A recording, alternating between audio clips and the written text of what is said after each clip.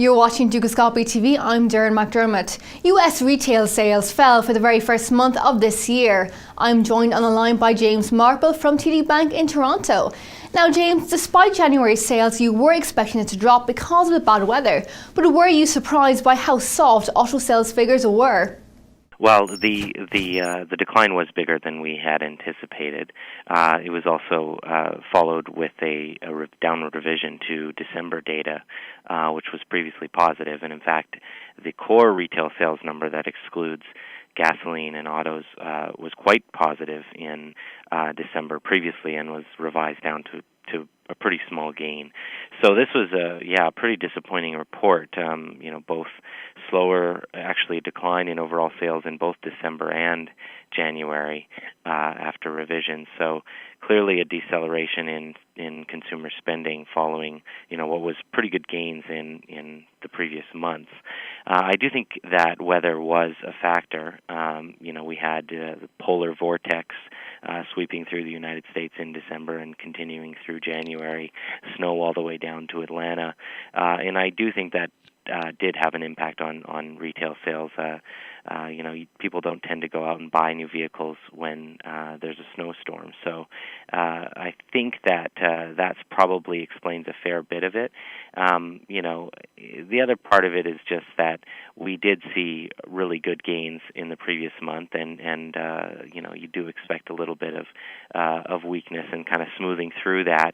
I think the overall momentum is still in place.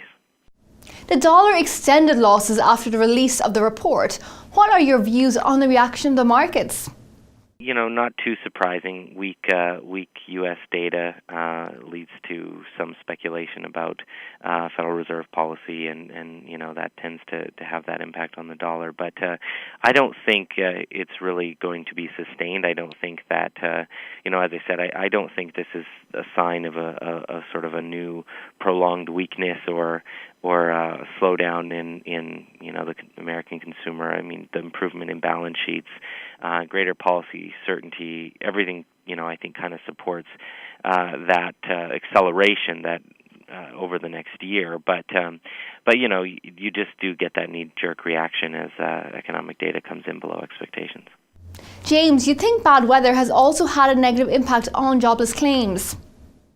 Yeah, quite potentially. I mean, hiring across different industries was likely hit. You saw that in the January jobs number, and I think that's probably continuing to put some strange quirks even in the weekly jobless claims data. Inflation remains low.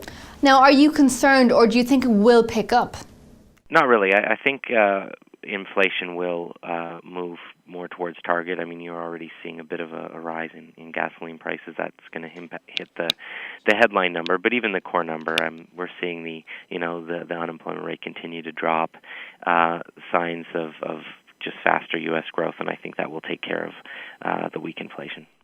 James, thank you very much. Well, viewers, do stay tuned as we have plenty more interviews coming your way.